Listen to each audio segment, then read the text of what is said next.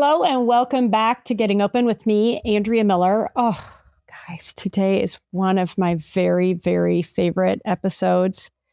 If you're ready for an epic love story, one of the greatest fairy tale love stories that happens to be true, and while there is a Prince Charming, the truth is in this love story, the heroine saves herself, and it is, to me, so riveting, so relatable, so heartening, and it's real. It is a real life fairy tale with, well, there's no evil stepmother, but there's definitely some great highlights at being a mom and how we relate to our moms, and so many beautiful, heartening, inspiring takeaways. I hope you love this episode as much as I love it.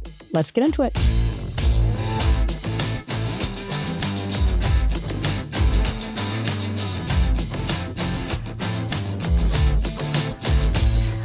Amber Rae is a best-selling author and speaker, best known for her beautiful books, starting with Lovable, Choose Wonder Over Worry, and The Answers Are Within You.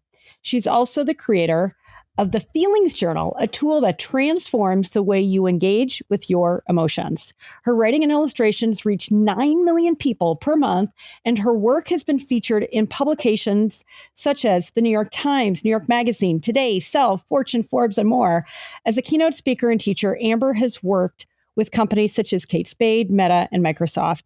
Amber lives in New York with her husband and baby son. Welcome, Amber. I love Lovable. And I'm not going to lie, it gutted me. And I'm sure you hear this from a lot of people. Congratulations and thank you for writing such a beautiful book. Thank you. That means so much. Well, honestly, you've probably heard this before. I'm thinking this is the next Eat, Love, Pray. Eat, Pray, Love. Eat, Pray, Love. Hasn't been optioned into a movie yet because it is so, I mean, listen, to my amazing, beautiful audience, you have to read this book or listen or however you consume books. It is the ultimate love story. Nothing like doing your job for you. I am not a paid spokesperson for St. Martin Press. But I say this because it's such a beautiful love story. And I mean, we're going to get into it, but spoiler alert, it is a beautiful book about personal transformation. And I relate to so much of it. And your whole point of going from good, and so many of us women have been socialized to be good, to put others' feelings first and so forth, abandonment, all that stuff, which we will get into. And so you went from being good to free. And so when I think about the book, Eat, Pray, Love, which is now probably 15, 20 years old. Like, yeah, I think so. Can it be? Could it be? Like, how's it possible? Gosh, I remember in high school, like my neighbor was reading it. That's how I first found out about it. And that was right. And so, I mean, listen, big props to Elizabeth Gilbert, right? I mean, she's amazing.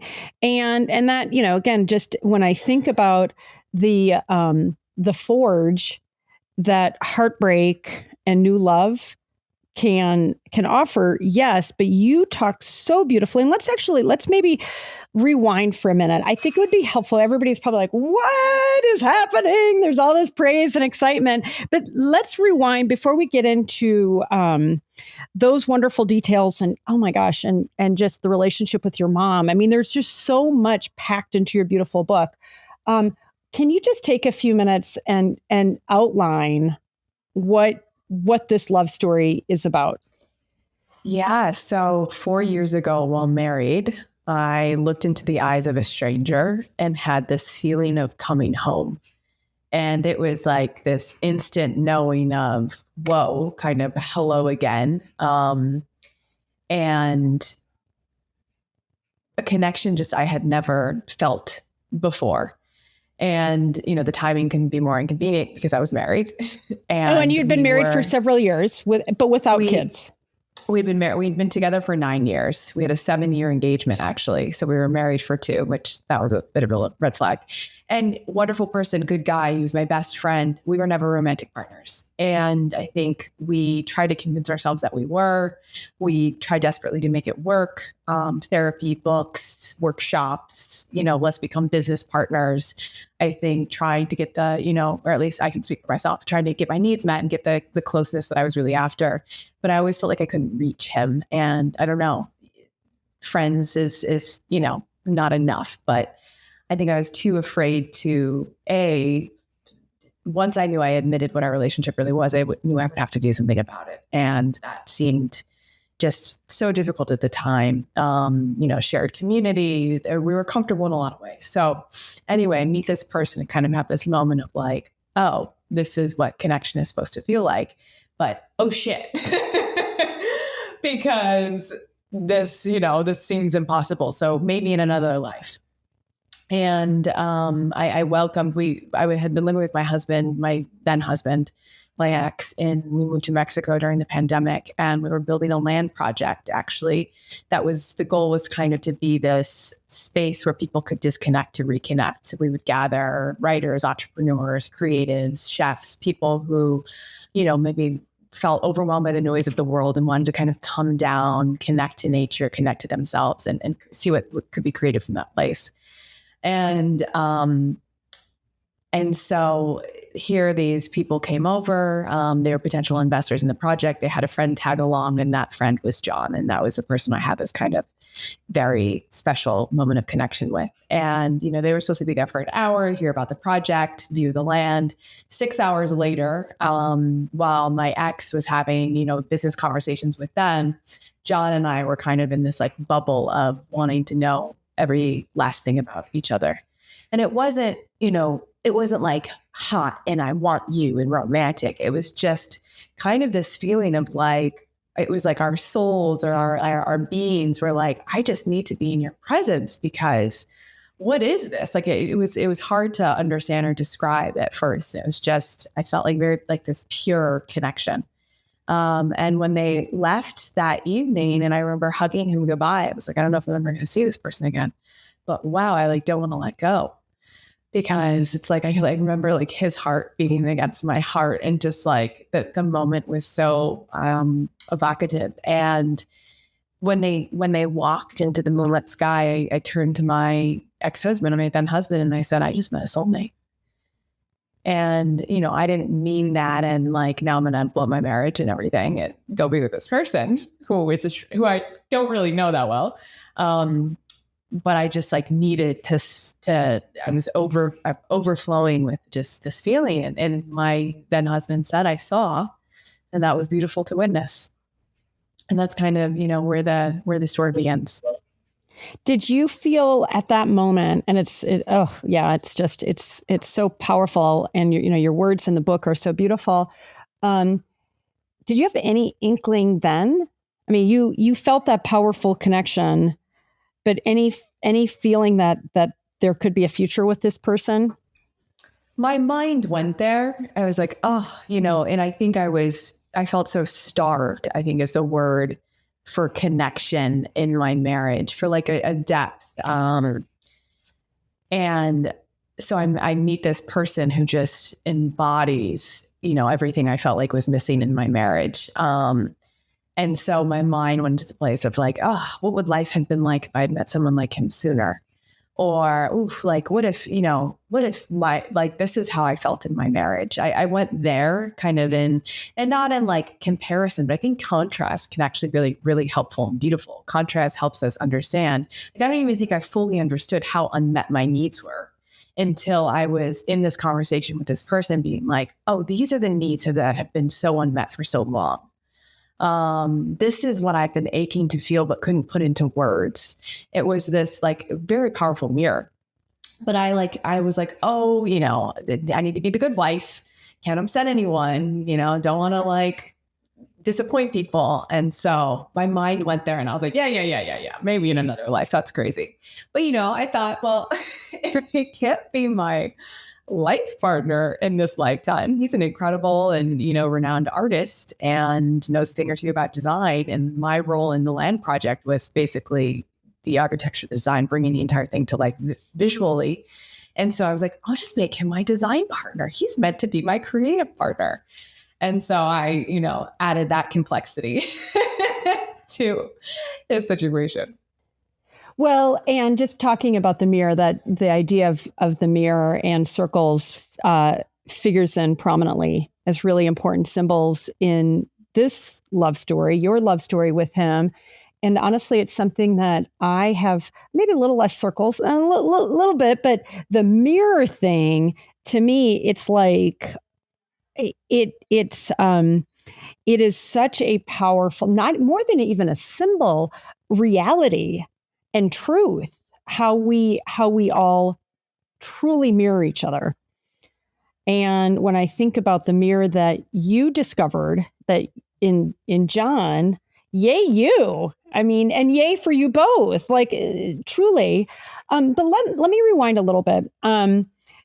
So you experienced every woman's dream. You have not had, but have, like the fairy tale. And that's why in part when I was thinking about the comparison to Eat, Pray, Love and what a beautiful, like thinking like Bridges of Madison County and The Notebook, like these epic romances, that's what you discovered and that's what you created, but it was also a nightmare, right? So go from you found each other and then you had some talk about the mirror, because you were looking at this beautiful mirror with John, but then there was a mirror with yourself and there was a mirror with your husband. So walk us through. And by the way, guys, we're going to share highlights. You still got to buy this book and read it, right? Like you're going to get the highlights, but don't deprive yourself of reading or listening to this book. But we'll go through the highlights because there's so many great takeaways. But yeah, so next phase. In the moment, I will say it was a mirror for everyone. Even my ex at the time was like, later said, meeting John was like one of the greatest gifts because his presence illuminated how much I was asleep and how much he said he called himself a sleeping bear, and it woke me up and had me realize, all the ways that he'd been playing small. Because, John has a very strong presence and he's a New Yorker. He's direct. He's honest. He's very kind and compassionate and loving, but like there's no BS. And so I think even for me, I realized one of the mirror that awoke in me was all the ways I was being dishonest with myself. And so I think his honesty and the way he stood so much in like integrity of like his word was what he meant and what he would do. I was like, shit, like, wow. And I was a person who, funny enough at the time, was like, I'm such an authentic person. My work is about helping people live their most authentic and true lives. I'm living an authentic and true life. And I was like, my life is a lie, not in every way. Like creatively, I felt very in truth.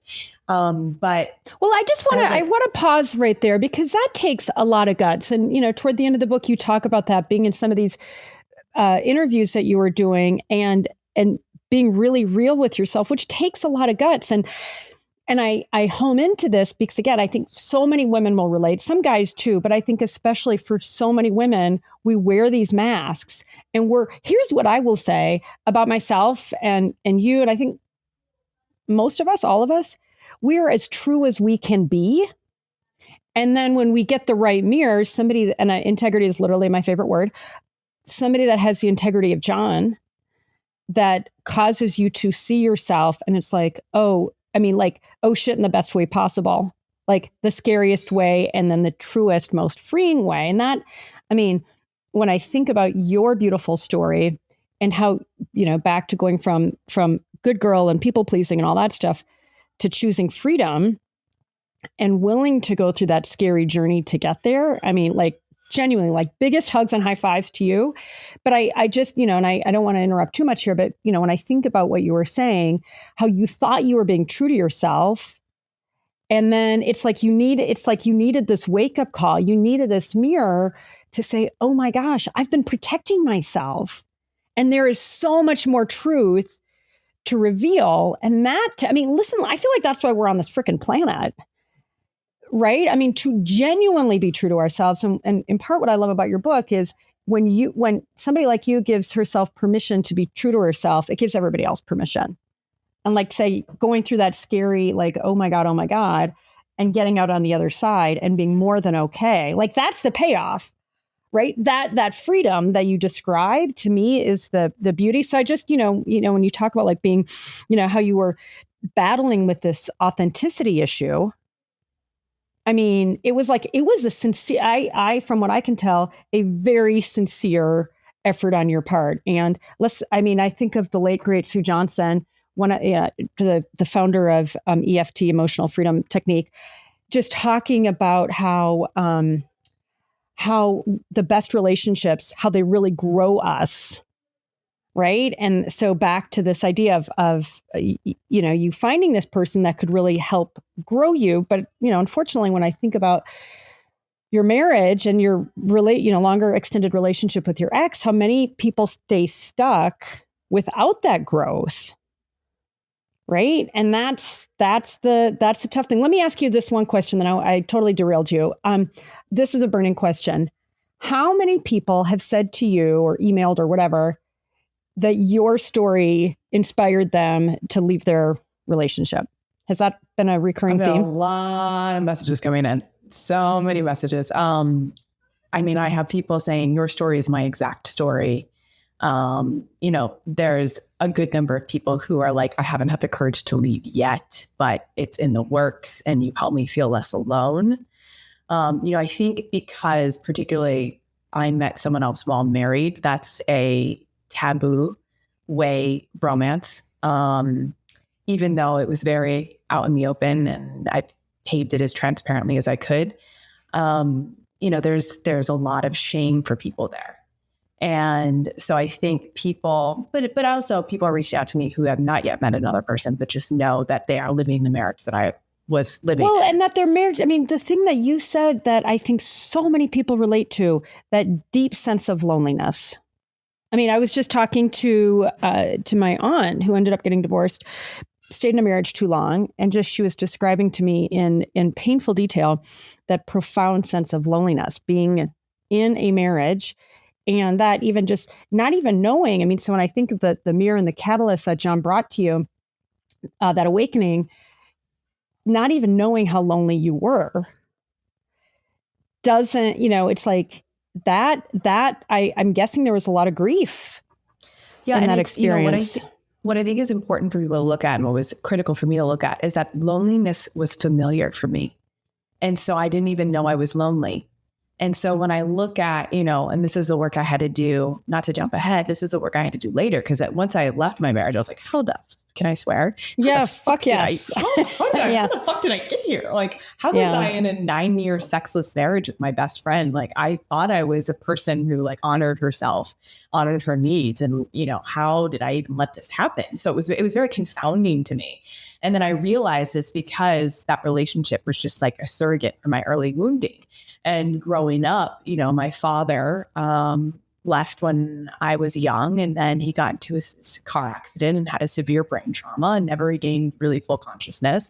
And my first memory of meeting him is when I'm 8 years old. And of course I can't reach him, but I want nothing more than to feel the love, attention, and attunement of a father who can't physically has a brain injury. He cannot, but that was so confusing to little me, but I wanted to reach him. And so of course I continued to choose men in my life who I could not reach. And then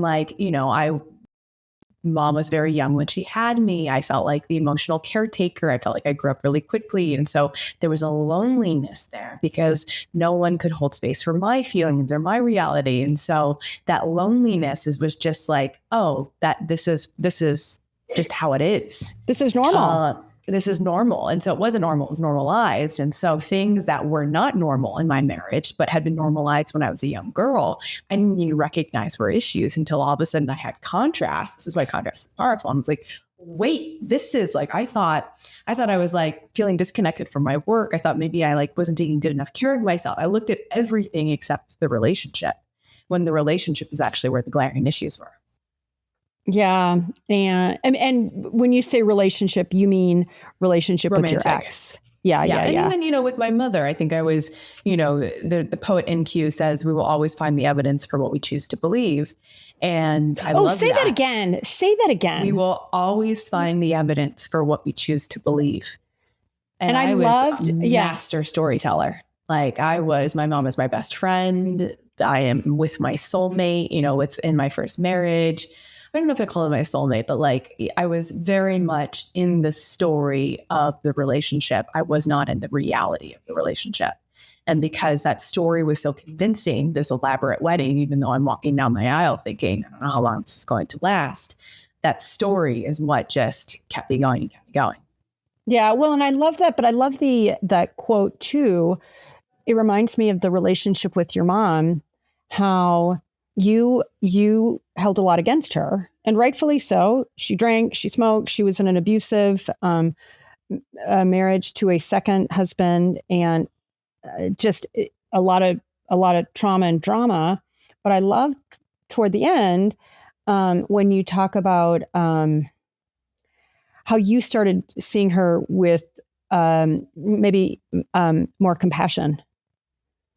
And listen, I mean, I can actually relate a lot. I mean, my mom was an alcoholic, smoked, was the cool mom, right? And so this whole idea of having to mother yourself, I was like, oh, like right in the chest. Let me ask you and so there was, you know, and rightfully so, it's wonderful to see this arc in your life where you held a lot against her, and understandably, she made a lot of mistakes. And then it really felt like there was a greater sense of compassion and forgiveness, which to me is the gift I am saying it is a gift we all need to give ourselves. And I realize there's extreme abuse. So do you forgive that? I can't make that judgment. But when it comes to anything else other than extreme abuse, we forgive our moms and parents because it's the most fucking rational thing we can do. Yeah. Right? Yeah. Otherwise we suffer. And I'll say this. I mean, just because it's, you know, in real time, my mom has dementia. She's very, very ill. I have so much more love and respect for her. Like I've been conjuring it. And this is, you know, I've been a good girl. Like, so again, I can relate. There's so much in your story that I relate to. I was a very dutiful daughter. But I'm not going to lie. I kept my mom at arm's length emotionally for a long time. And as she nears the end of her life, I'm like, I'm going all in. I'm going to see her as I see myself. I'm going to honor her. And I can't tell you how good it's felt. You know, that's good advice, because I'm still in the mother-daughter dance. Yeah. You know, it's like it's let it my dance. heart is opening more and more, but you know, there's still fear there. Yeah, me, in all honesty, totally, and you know, good for you again for being honest. My experience is when we change and open our hearts, that is the mirror. Like if there's nothing else I've learned in my entire life, back to the mirror thing. When I show up with love and an open heart, gratitude and respect, particularly in this case for my mom, it is amazing how that gets radiated back to me. And again, this is a very ill woman who has, I mean, it's like, I'm showing up differently. And it's like, it is, I mean, talk about freedom. Holy smokes. And it's like, you give it to yourself. You can't wait for anybody to give it to you. Right? Okay, I just spoiler alert. That's just the whole thesis of the book. But still read it because it's like the journey is worth it. Let me ask you about your mom, though, because I was going to say you were unsparing. I have a feeling you were very sparing. You were probably very gentle, even though, you know, what you wrote was tough. What has she said to you? Has she said anything like, "Oh my effing God, I can't believe you wrote that about me"? Or in words, in ways. So yeah. I don't think it was not sparing to her. But I listen again. I can imagine what you didn't include. I had many rewrites. I had, you know, I really in my final rewrite was bringing more compassion because I realized, you know, there's the book you write, the book you publish. I realized some of what I had to write was just to process my own anger and grief that didn't need to be in the final product. No, amazing. Good for you. I think I wanted to show because, you know, it's interesting when people say what they related to most in the book. So many people are talking about the mother-daughter relationship, which I don't feel like is that honestly told. Because we are afraid of hurting our mother's feelings. or like, you know, and she has feelings about the book and she's processing those feelings, and she wants to process them with me. And I keep having to remind her, I love you so much. And like, and you deserve to have support around things in the book that maybe you haven't really looked at because it's too hard for you. And now I'm your mirror, but I can't be like your mirror and your, yeah. So the book is also a mirror. And so, you know, it's bringing things up, but I, you know, I think I'm a Scorpio, like my whole life is devoted to transformation. And so we have to feel pain and discomfort to move through an alchemical process, to move through a transformative journey. And so, you know, I had no ill intent in the things that I wrote. They're my experiences, things through my point of view. I'm not writing her story for her. And again, my intent was healing and transformation. So, you know, my mom and I are kind of in it. I'd say, I believe the truth sets us free. And so maybe she read things in this book that I never got to say to her with my words because I didn't feel a safe enough space to do so, or there was, you know, defensiveness or whatever protective mechanisms would come up. And so, yeah, there are probably parts of the book where she was like, oh, so that this is like, you know, this is how she really feels. And I can imagine, like, I can have compassion that it would be difficult to be a character in someone's memoir. The goal is healing. So let's see. Healing and truth. And you talk a lot about that as well. And I just love back to your decision to be truthful, to choose integrity, to learn to trust yourself. And, you know, you didn't call your mom an alcoholic, but she drank a lot, apparently. She smoked. I mean, there were just, you know, and by the way, Mama, great job, because you raised an amazing daughter and, you know, successful business and all those things. And yet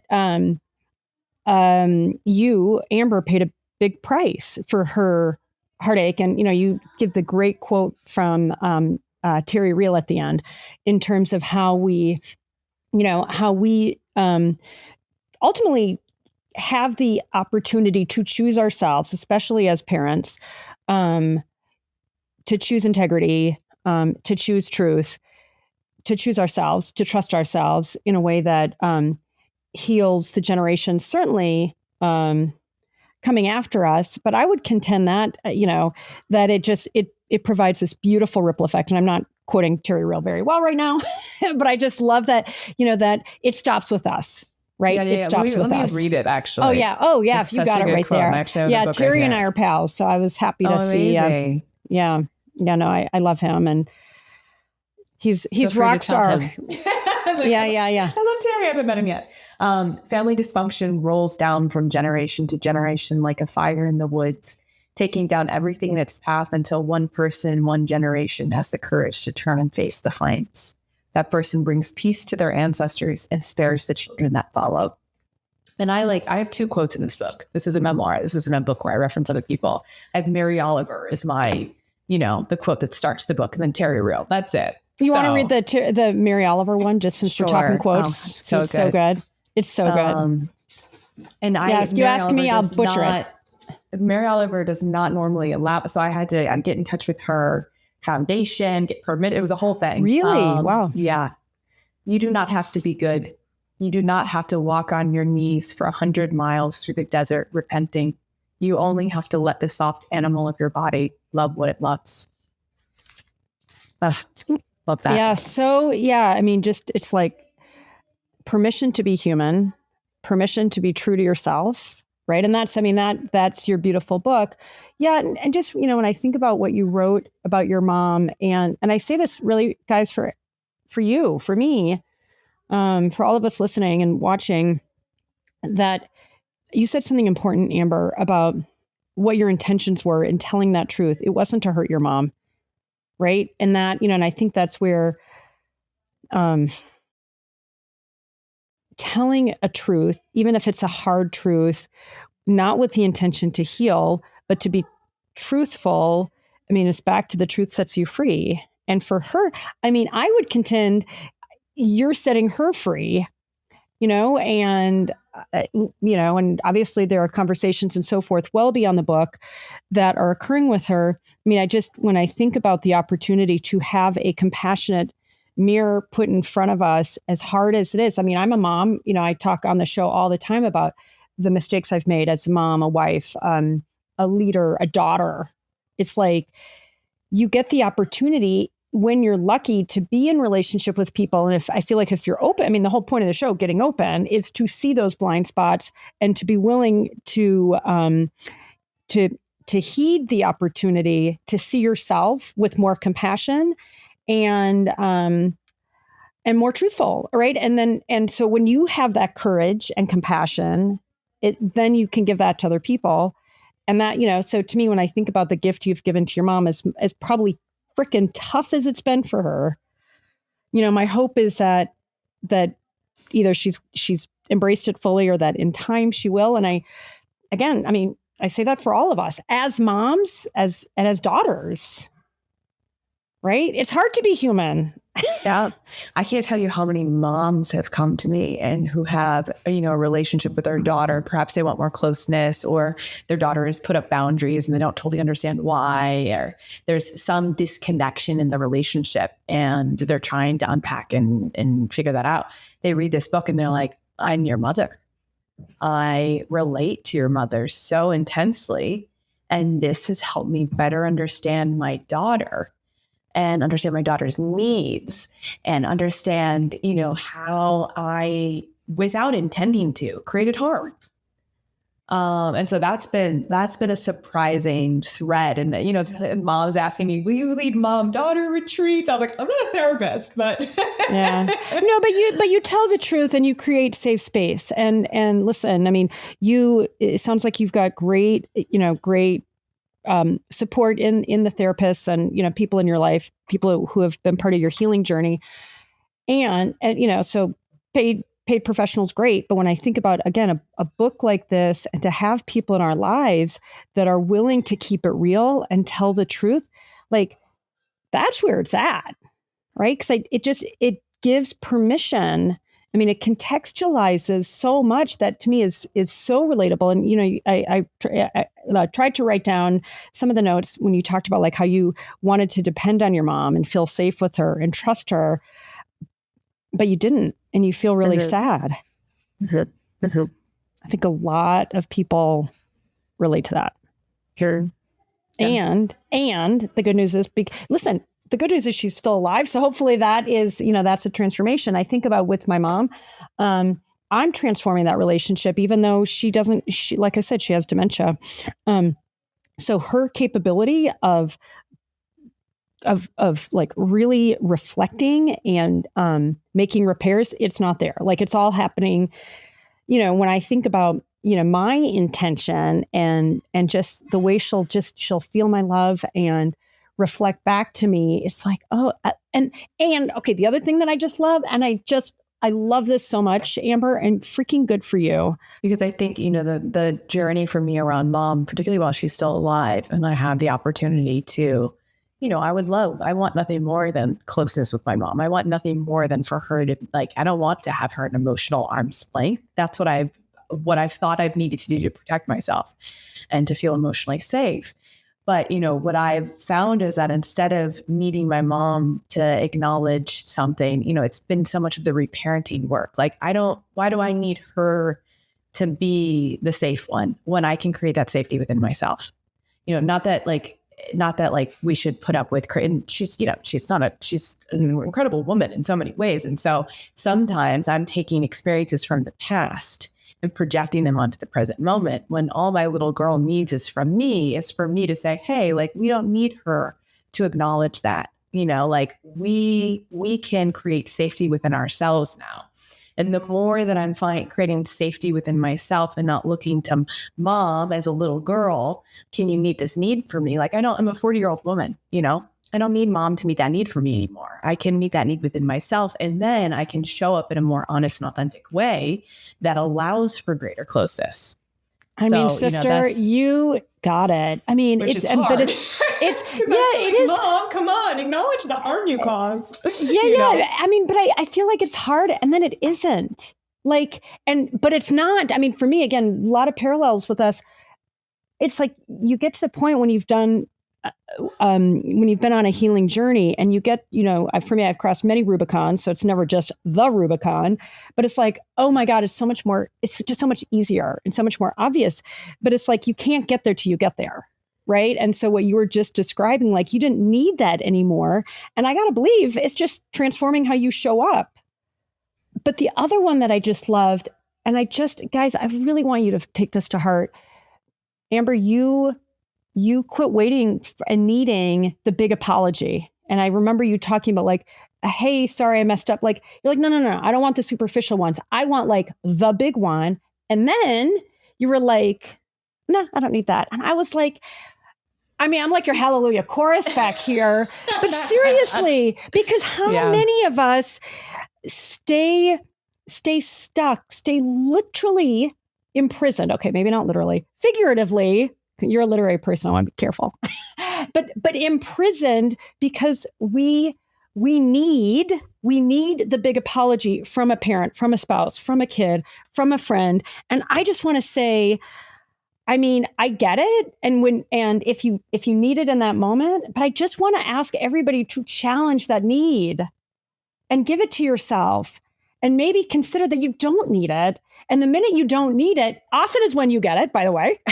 Right? It sounds like your mom actually was contrite and came around in acknowledging, but it's like, I don't know I wish I had the right metaphor here. It's like, nobody likes that pressure. Nobody likes to be judged or wrong. And it's almost like when you can take that making somebody wrong away, it gives them maybe some room to be a little bit more honest. But I love that you came to the conclusion you didn't need the big apologies anymore. Yeah. Yeah. The only one who needed to get it, understand it, witness my pain was me. And I think that was for so long, I hadn't grieved my past. I hadn't witnessed my own story because it was too painful to look at. And because it was much easier to be in like this pretend. And once I like allowed myself to, oh yeah, that was painful. Like, ooh, let me sit with that. Ooh, I can't, that's splitting up. Oh, wow. Once I gave myself that space, I actually stopped needing it from others. Because what it was is just like unfelt pressure inside of me that I thought someone else could make go away when I just needed to grieve more. And once I had grieved it and felt it and, been with my little girl again around like, ooh, that was really hard. That was really painful. And that was acknowledged. Then the acknowledgement was done. And I think people apologize in different ways. I'm such a verbal person. I'm a writer. My mom is not. She is not a words person. She's like an actions person. So like, we're moving on Sunday. She's like, can I fly up there and put your house together? This kind of connects to love languages. Like we show sorry and love in different ways. And it's, I instead of needing my mom to be this like ideal or perfect, it's just, how do I accept who she is and accept the ways that she wants to love and show up? And, I don't need her to meet every need. Again, I'm not 10 years old anymore. I can allow whatever she has to offer be beautiful and enough. Because otherwise I'm like creating this not enough story for her. Funny enough, even though I was living in this, it's like, oh, you're not, you can't meet me in with this. Then like, and then she's feeling inadequate and she's on eggshell. So it's understanding we're a family system. Like, what is my role in her feeling insecure or feeling like she can't share? We're each playing a part. And I think being able to see my role in our dynamic, because we're so much, for whatever karmic reason, she's like my sister, not just my mother. Why are we in this dance and what's here for me? Because I do think my mom has been one of my greatest spiritual teachers. I mean, totally. And it's like, if you say so, right? Versus, like my greatest enemy. Well, if you say so, right? And that's a great quote directly from Marianne Williamson. Like if you say, like we create our own reality. But the mirror thing, I'm just listening to you. The other thing I really want to emphasize, something I learned from Danny Morell, in terms of our relationships with our moms versus dads. I mean, we all need feminine and masculine energy. For women, obviously, we typically over-index for the feminine. But you talk about your sex life and sensuality and how you feel in your body and so forth. And what seems really clear is if we're rejecting our moms as women, we're rejecting the feminine. And that is no bueno. I mean, you can't receive if you're not in your feminine, because that's feminine energy, right? And so when I think about that, I think about it in my own relationship with my mom, right? Having, again, many similarities with you. I've really only relatively recently really embraced my feminine energy. And it is like the best feeling in the entire world. And just, when I think about the gift that I want to give to my mom, who gave me life and was the best mom she could possibly be, given her traumas and young mom and, similar to things that your mom experienced, I just think, the great gift we give ourselves again as women is loving and forgiving our moms so we can really tap into that powerful, feminine, receptive. I mean, you talk about like, you're giving yourself permission to relax. You know what I mean? Like that is in the feminine, right? And before it feels, listen, you're a very ambitious woman, so you're still doing, I'm not saying you're not, but it just, again, it just felt like there was so much in your, in this phase of your healing journey that you went from, more of that masculine, like having to protect, having to do and push and go versus receive. And that, that's a great gift. Doing to being. Yes. Doing to being. Yeah. I love that. Oh God, I just had a question for you and it just totally came out of my mind. So, okay. Oh yeah, this was it. So you found love within, you chose yourself, and I'm trying to just make sense of the timeline. Oh, I know. I want to ask you about internal family systems because that's something that I'm a huge fan of.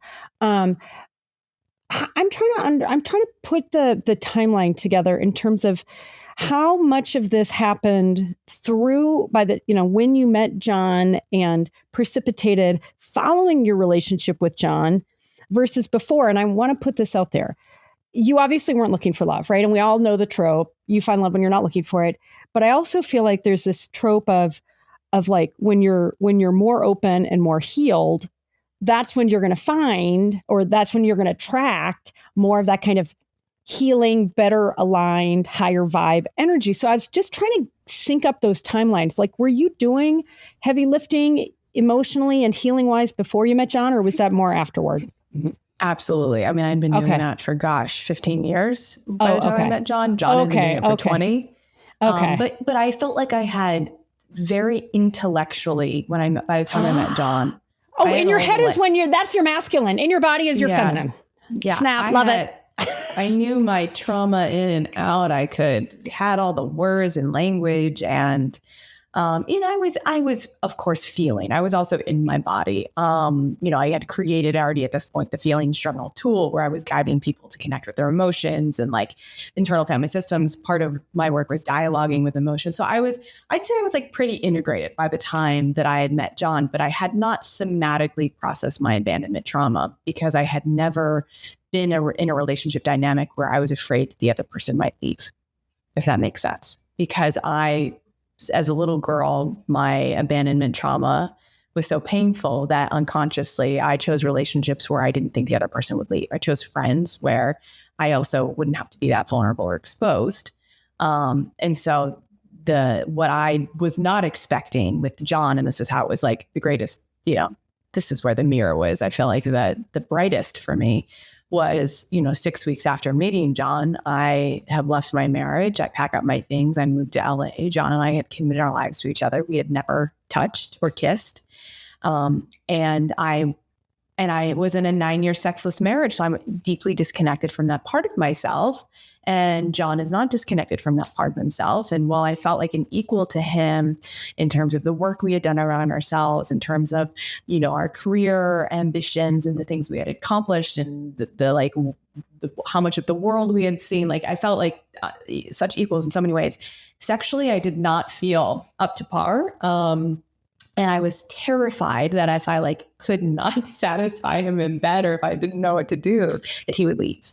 And so suddenly I'm like literally on the flight to LA, so annoyed because here I had like blown up the good girl harmony myth. And here I had done this thing where I'm like leaving this entire life and taking this huge risk. And I was just overwhelmed. I was excited and joyous. And I was like holding both and, oh my goodness, but also like, oh God, what if I'm bad in bed? You know, and like, am I really having to do this like day one? Jesus Christ.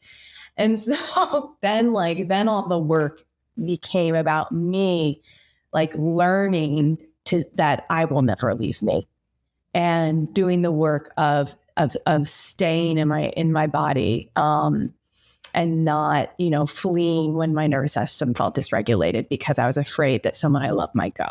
So it was like, I'd say it was like the greatest work of my life happened when John and I were together.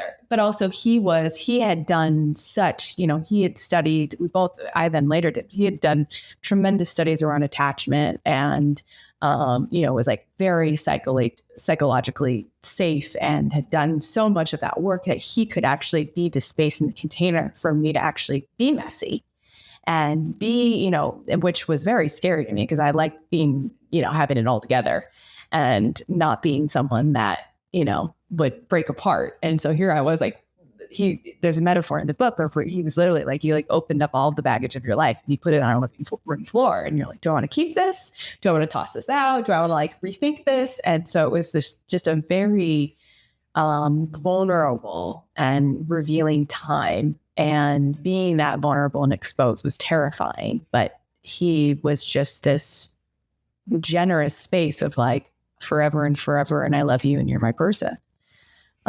Even if you're in your mess.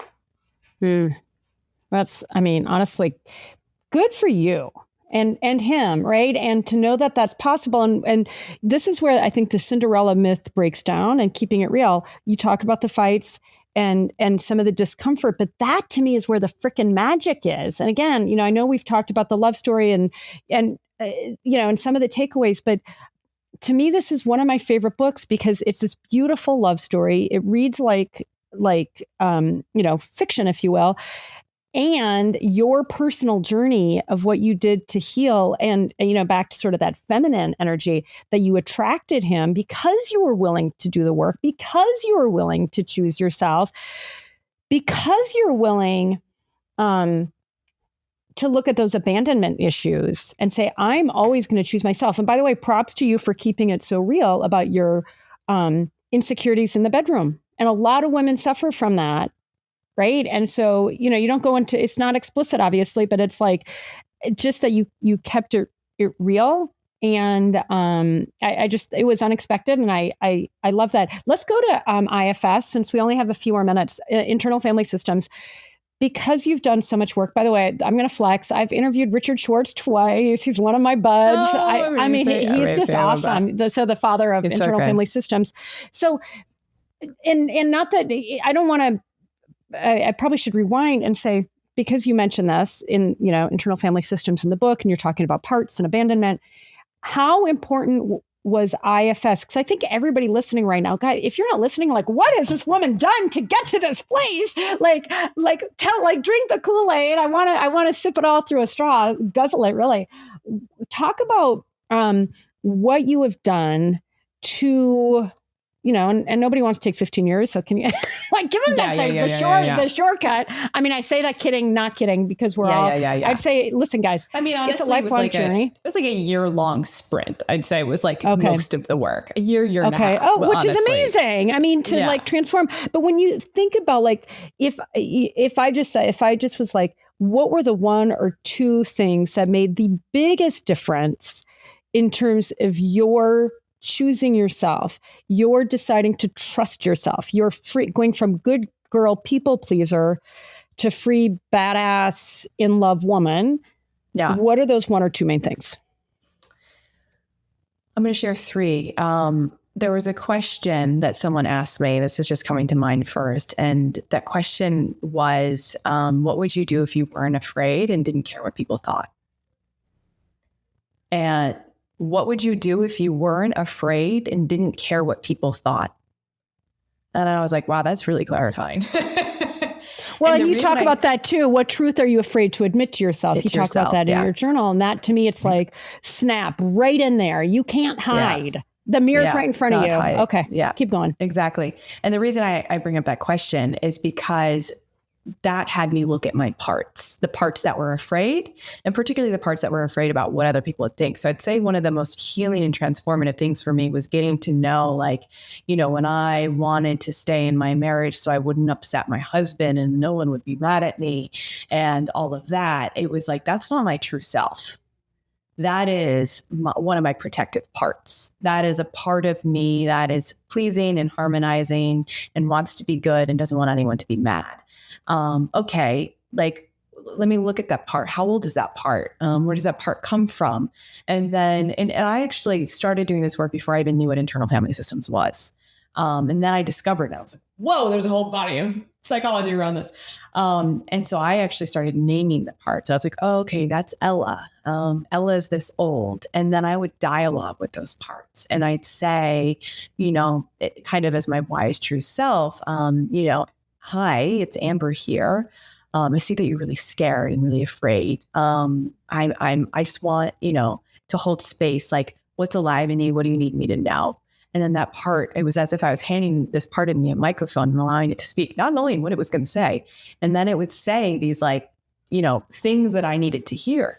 And so that became the relationship of being able to understand that there was my wise, true self that knew what was authentically right and true for me. And then there was these like fractured parts of me that maybe it was my like 12-year-old part that kind of got stuck because of some pattern around pleasing, and I needed to please in order to be safe. And that became a protective mechanism.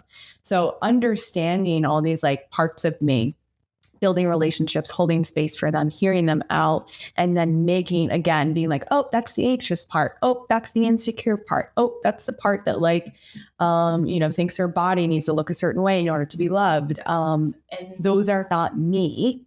But those are, again, parts of me that are aching for my love and attention.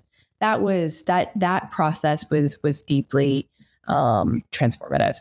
And then, so that's the question, that's the process. And the other thing that I did this with George Haas. He's a mentor of mine. He studied under Dan Brown at Harvard, who is so much of the attachment, you know, guy, the attachment theory guy. And I did work with him called Ideal Parent Figure work. And it was a visualization where I would close my eyes and he would guide me to a memory. And in that memory, I would basically witness my, say, bio dad. The TV is shattered. My bio dad is packing up the car. All these things are happening. And instead of needing my bio dad to act differently, he would invite me to bring in my ideal parent figure. And so my ideal father would come into the memory or the scene, and then he would guide me to say, okay, have your ideal father show up in exactly the way that you need. And so my ideal father would bend down. I'm like standing by the door frozen. And my ideal father would bend down and he'd put his hand on my face and be like, oh, I can tell you're really scared. And then you know, yeah, I am scared. You know, and then he would give voice to the moment, and him leaving has nothing to do with you. And it was some of, I'd say, my most transformative healing moments came through, again, allowing in these memories my parent to be my parent, but then having the ideal mother or the ideal father, basically my inner mother or inner father, come meet the need of that little girl in this imagined space. And when that happened, I learned how to reparent myself. And that's when I stopped looking externally for other people to be able to make me feel safe, or, you know, when I was looking outwardly, stabilize me, it was like, no, I can stabilize me. And that was the really, and, you know, I did 6 of those sessions, and 6 of those sessions, I was like, dear God. And then EMDR was kind of with that too, that I did with my therapist. It was a combination of jam-packed into it, you know, it was like maybe 2 years, but very profound. I mean, good for you, and good for you to have written such a beautiful book that can touch on those things. I'm just going to say, I don't know if it's a TED Talk for you and or another book or a workbook that gets into the how. And I know, I think Lovable came out just a couple months ago, right? Or a handful of weeks ago? August 5th. Okay, yeah. And so, I know I'm not the only one that is profoundly curious about this beautiful work that you've done. I just, I'm not a fortune teller, but I'm making a bold prediction that there is going to be, and just like you were saying, that there are people that are requesting you to lead retreats and so forth. That for people to understand, but the bottom line for you, what I love so much is that you're choosing you. You've done so much work to heal your nervous system, and I also love how you keep it real. And guys, it's like it's never one and done. Because you talk about how there's still disagreements with John. You'll still people please. There was a funny thing you were saying in the thing about like how you were getting a massage and the massage therapist was talking too much and not giving you enough, like the right amount of pressure, and you didn't say anything. Can we all relate? Like like so many of us have done either that exact thing or something similar. I was having a conversation with my son in the car this morning. He's in middle school and he's having a little challenge with one of his teachers. Like he just feels like, oh, like she's just not getting him. And I'm like, honey, you gotta advocate for yourself. Like if she's not getting it, like you politely, tell her again that you don't understand. Can you please help me? And so when I think about for particularly us as parents, what we're teaching our children, whether they're, whatever gender they are, this idea of advocating for yourself. And your friend said something funny about like, oh, you're putting the needs of your therapist, your massage therapist over your own. Like you think about it like that. And it's like the craziest freaking thing, but it's not when you need to be liked, when you can't risk having somebody judge or reject you, right? Yeah. Yeah. She was like, a stranger's comfort is more important than your enjoyment. I was like, yeah, that hurts. Ouch. Thank you, mirror. But that's the mirror, right? And that's why, again, there's, and by the way, everybody, there's so much more in Amber's book, eating disorders and just hurt and heartache and how how honest you are about your life's journey. And now as a mom too. By the way, emergency C-section and labor for 20 something hours. I can relate. I was like, yeah, that was me too. Oh, anyway, I'm a fangirl. What can I say? Okay, Amber, we are very close to the end. I wish we could keep talking. I want to give you the final word, whether it's on your book, on your advice, just whatever comes to mind to close out our talk. Yeah, there's one of the themes in the book that I feel like we're really touching on is this idea that we just heal in all directions. And so I think, the invitation of when the mirror is in front of us, it can be easy to look away. But if we dare to look in the mirror and see what it wants to reveal to us, like that is when we take healing by its hands and we jump on. And I think when we jump on that healing train, it allows us to really heal in all directions. And it really allows not only transformation for us, going back to Terry Real, but, I see the work I've done and how it's impacting the way I mother, the way, the security my son is going to have. Like I imagine, like, what if I had a kid with my ex-partner? The secure and we have a soulmate baby. John and I, we have a soulmate baby, and our beautiful love and the work we've done on our relationship has created such tremendous security and love with him. And that is only possible because we looked in the mirror, we didn't look away. Love that so much. You had the courage and wisdom to look in the mirror, and look what you have. Congratulations to you. Guys, Amber Rae, her beautiful book is lovable and so much more. Follow Amber on social media. What is your handle again? Hey, Amber Rae. Okay, right. Hey, Amber Rae, R-A-E. Yes. Yeah, you have with your other books and your journal and what I honestly I know I'm fangirling out, just whatever. I'm not even going to apologize. I'm into it. But no, back to the business of telling the truth. And in part, it resonates with me so deeply, but I know I'm not alone. And I know you took a lot of heat and probably still are for the decisions you made to leave your marriage and all that judgment and all that criticism, and the grace and honesty and honor that you bring in your socials. I sound like such an old lady. In your social media, it's all just, it's beautiful and truthful. And so thank you so much, Amber. Thank John for me. Like hug and high five to that guy. Like, love him. I will. Thank you. All right. Thanks for being on Getting Open. I don't even know what to say. Fangirled out. I know I said at the beginning, I hope you loved this episode as much as I did. And I know I give a bunch of shout outs to this book. It is such a beautiful book, no matter where you are, whether you're married, in a relationship, not in a relationship. I think I can safely say, unless you're like the Buddha sitting on the mountain, this book is for you. Amber is such a luminous soul, and her words are beautiful. Her lessons are profound. And I just feel like it's just a gift. So I hope you take it to heart. It's a great gift. It's a great book to gift, quite honestly, as well. That's it for today's show. As always, thanks so much for tuning in. I always welcome your comments, your letters. You can email me at gettingopen@yourtango.com.